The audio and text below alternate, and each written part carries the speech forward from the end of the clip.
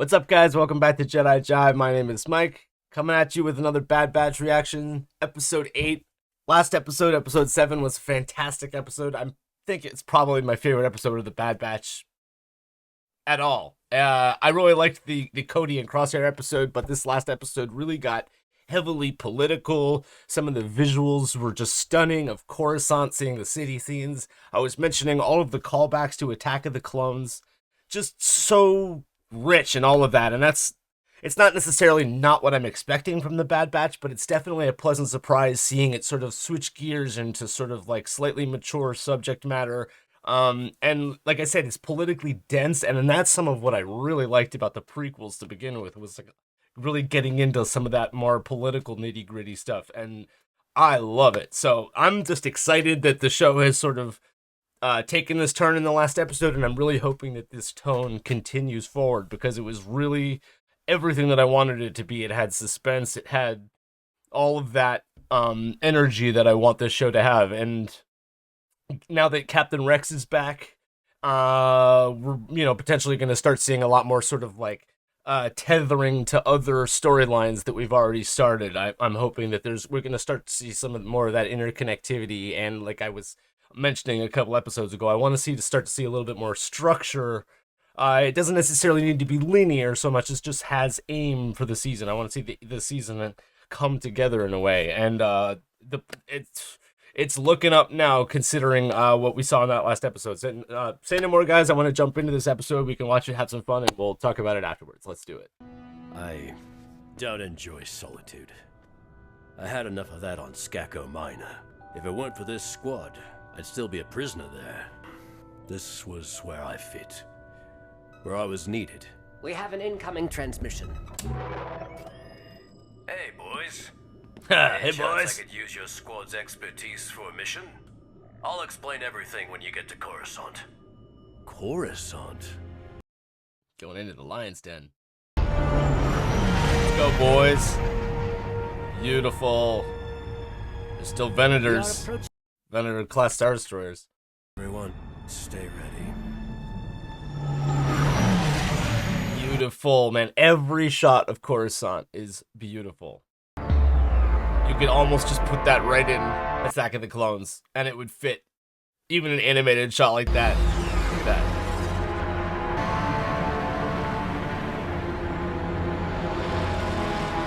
that. Thank you for coming. Why are we here, Captain? Inside. There's something I want you to see.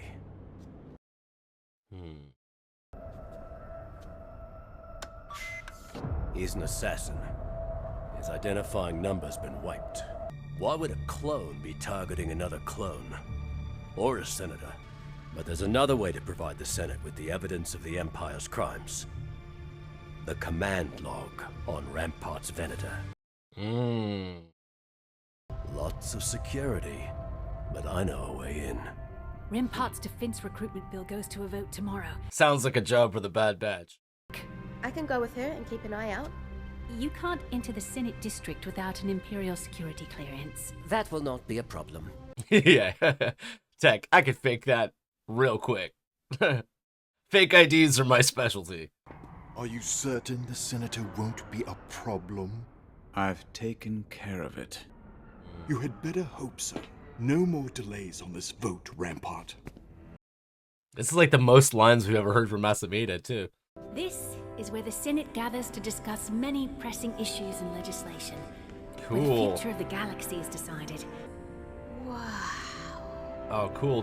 Did Omega Each just pod become belongs obsessed to with the becoming a numerous politician? representatives and delegates. There are those who view clones only as military assets, but I am working to change that, to ensure you all have the same rights as any galactic citizen. Wow. It appears Rampart is resourceful in covering up his misdeeds. If you're intent on seeing this through, then there is someone you should speak with. Halle Bertoni. Who's that? Former senator for Camino. She was part of the Defense Finance Committee before being removed from office. Follow the money. It always leaves a trail.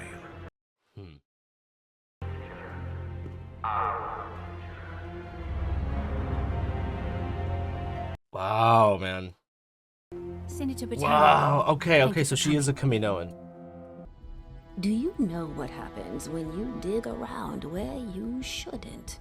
Your people deserved. My people are gone. Why do you care, child? Because I'm a I'm a clone too. It was my home. I saw the Empire destroy everything, and I'm angry. Yes. What they did. It's not right. Did Admiral Rampart divert the funds? You already know the answer. Rampart is a mere cog in the machine. And my word won't do you any good. You need concrete proof. And I'm running out of time. Need to get the proof on that Venator. Yep. Dude, that is an amazing shot. Wow, dude, they're establishing shots. It's beautiful. Right, Shields. Leave it to me.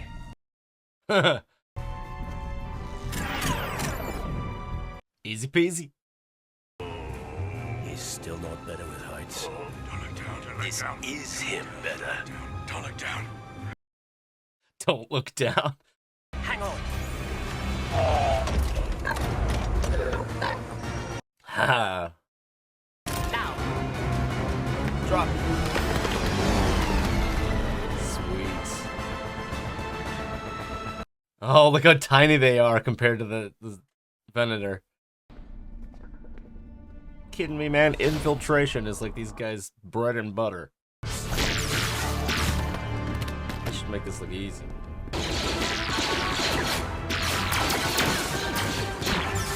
Hostiles confirmed on the bridge. Activate.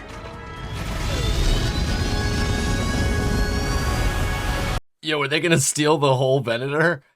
Look out! Incoming! It's like, I can't steal the data, just take the whole ship.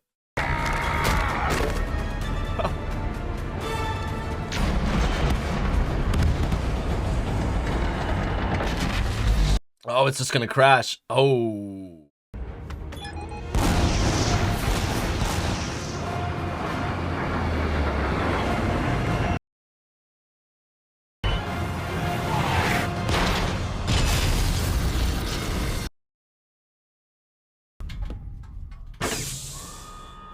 Not bad. I was off by 6.4 meters. Not my best. So they got their hard evidence.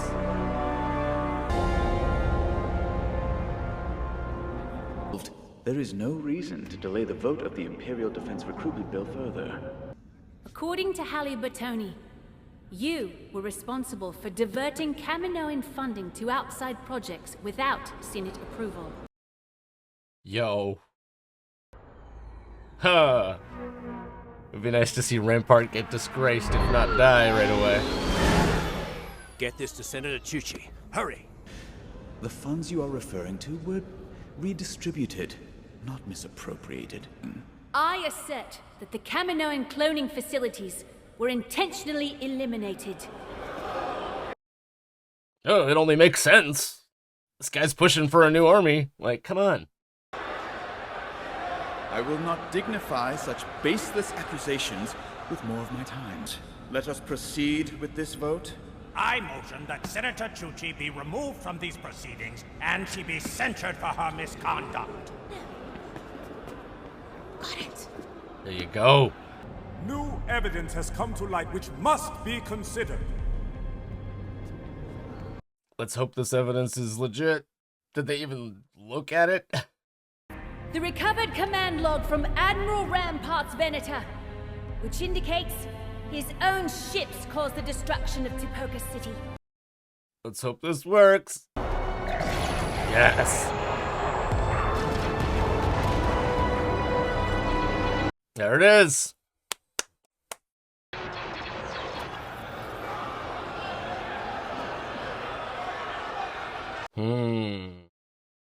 What more do you people need to see? Oh god, here comes the Emperor. He's gonna do whatever he wants. Yo! shit, that looks good. Even Rampart's like... It would appear that Senator Chuchi's horrific assertions are correct. This unprovoked attack on Camino was a cowardly act by Admiral Rampart to further his own personal agenda. Oh, shit! Guards, arrest and detain the Admiral. Oh, yo. I was following orders. I was following... I am deeply troubled by this recent revelation. Right. My gratitude to Senator Chuchi for exposing a rogue element within our ranks. Admiral Rampart will face the consequences for his treachery. God damn. He Sucker. did not act alone. The fact that the clones under his command so blindly followed Oh, he's gonna turn it in his favor. without hesitation gives me pause. He's gonna say they're all defective. It is time for a change. Building a strong galaxy requires protection and security. That's just too easy for him, man. We shall usher in a new era, heralded by the Imperial Stormtrooper. Ugh. Man. That's like so significant and huge to hear. Like, wow, we just heard Emperor Palpatine straight up invent the Stormtrooper, basically. Like, that's the beginning of Palpatine was Stormtroopers. one right step there. ahead of us during the war, and he's still several steps ahead of us. We told the truth. And he twisted it to his advantage. The Emperor wanted us to implicate Rampart to get what he was after all along. Didn't even go to a vote. It probably would have been the same anyway, right? They were already gunning for it, but... Wherever you end up, remember what I said. Wait, what? Echo's leaving? Don't get into trouble without us. Yo! Best of luck, Echo. What? Luck with what? Oh man, that's gonna fucking break her heart. You can't leave. We're a squad. Omega, I'm going where I'm needed. But we need you too. I'll be back. Keep up with your training while I'm gone, huh? Understood? Oh man. Dude. Yes, sir. Dude, come on, they can't... That could go either way, like, that could be the last time they see each other. That, like, Echo could die. I hope they have them reunite, man. Because, like, Echo and Omega especially had, like, such a connection.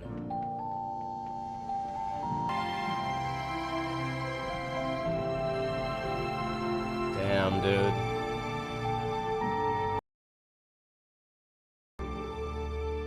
Wow.